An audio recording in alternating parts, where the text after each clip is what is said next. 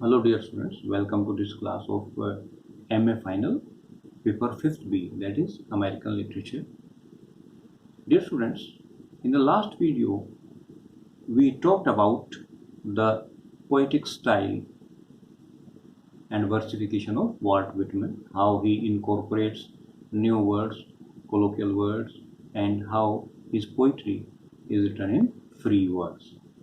Dear students, another important trait of Walt Whitman's poetry is the use of images and symbols. Both these factors are important for a great writing. Now, imagery and symbolism are indispensable part of poetry.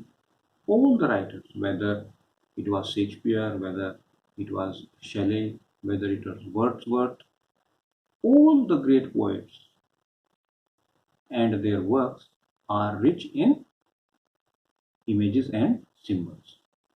They use certain images and certain symbols to express their ideas, to express their thought.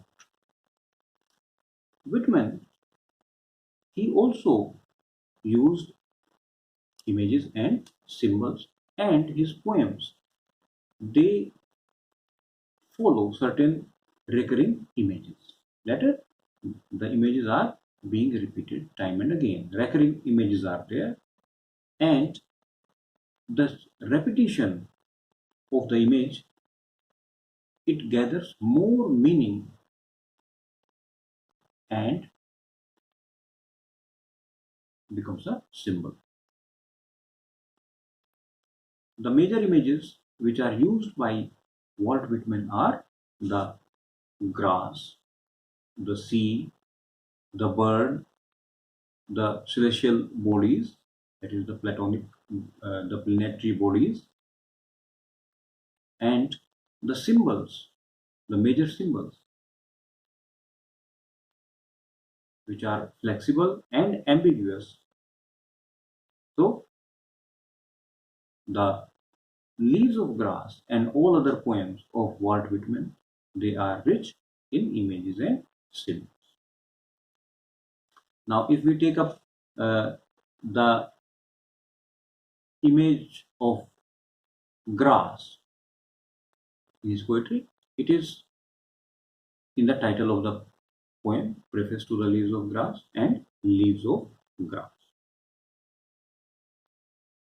Now, this is very important.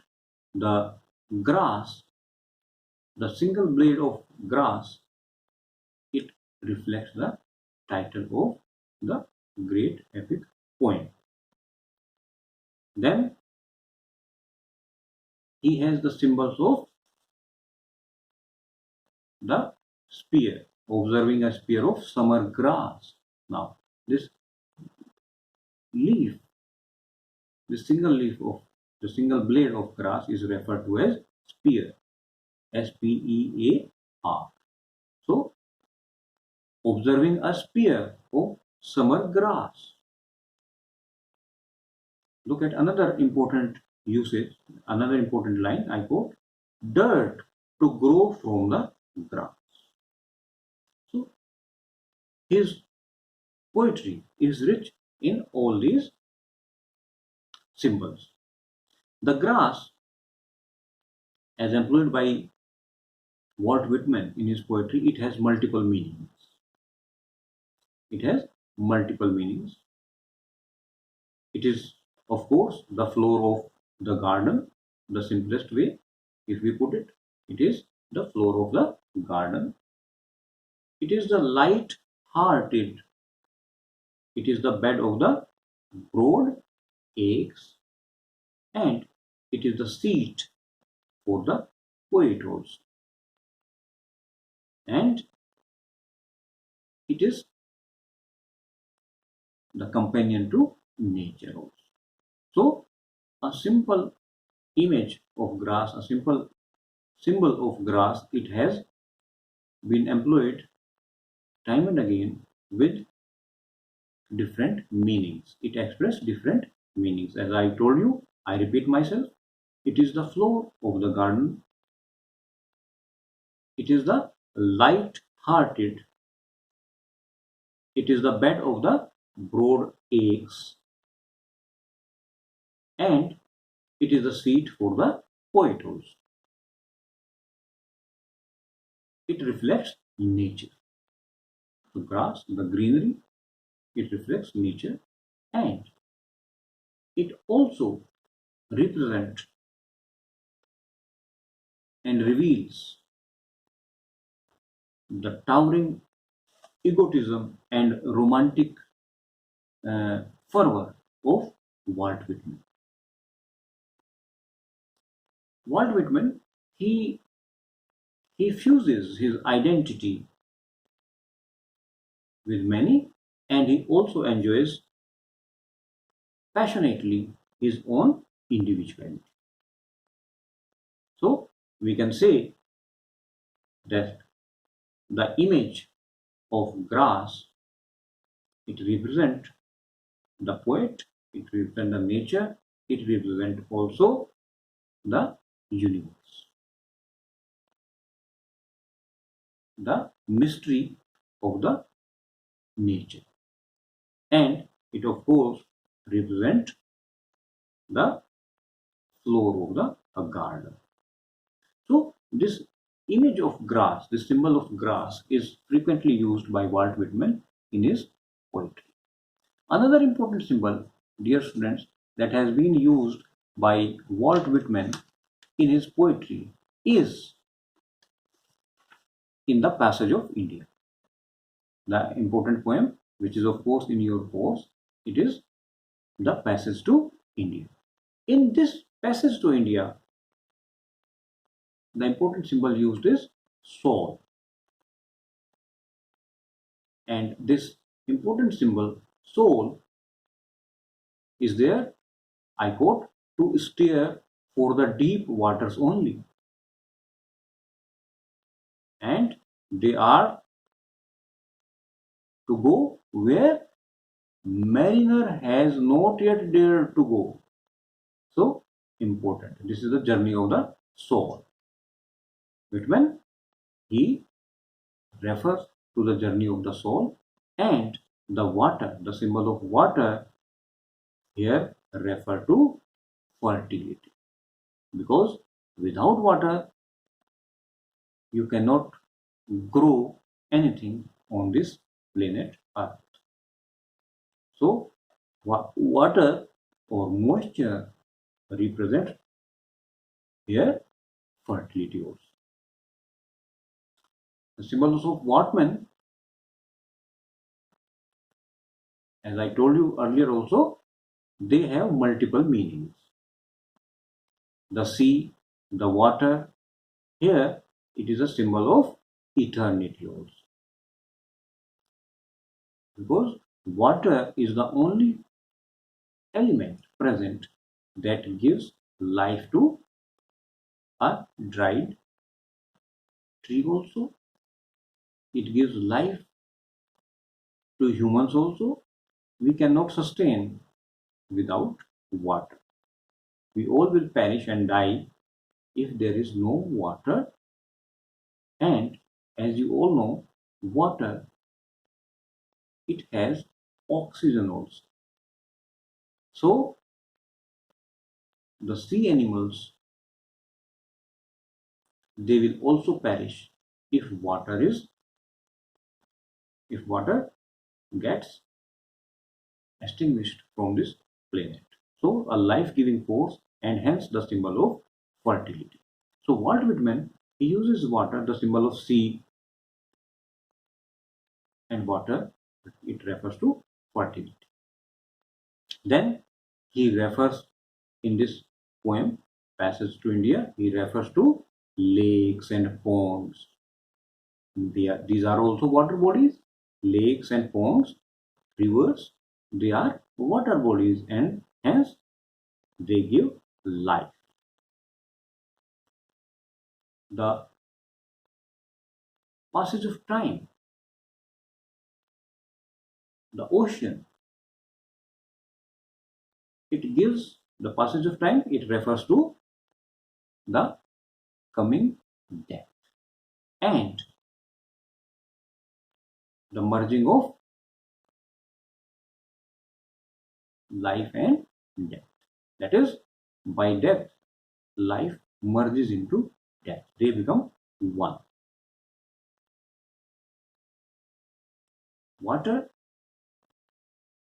also creates noise. Whether it is a river flowing, whether the flow of river, it waves, they create certain kind of music, certain kind of noise. The noise of the sea, we can uh, hear it, and the noise, the music made by a waterfall, it also make noise. But it is, to call it noise is of course derogatory, insulting. It is the music. So Walt Whitman, he says that the flow of water, it creates a great music and it is a life-giving force. Then we have the image of bird. Now the image of this bird, it appears in the poems. Again a recurring image. And the three birds that Walt Whitman mentions are the mockingbird, the thrush, and the hawk. And all these three birds,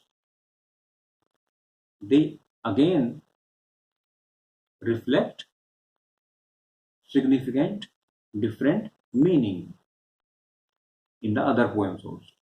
So the birds which Walt Whitman mentions are the mockingbird, the thrush, and the hawk.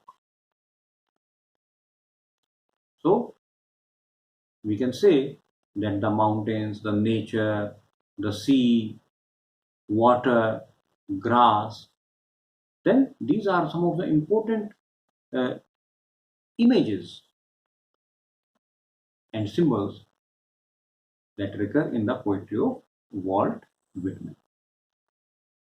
Dear students, another important symbol that is used by Walt Whitman in his poetry is the mountains.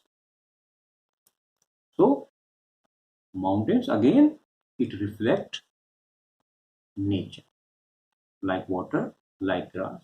It reflects nature and earth.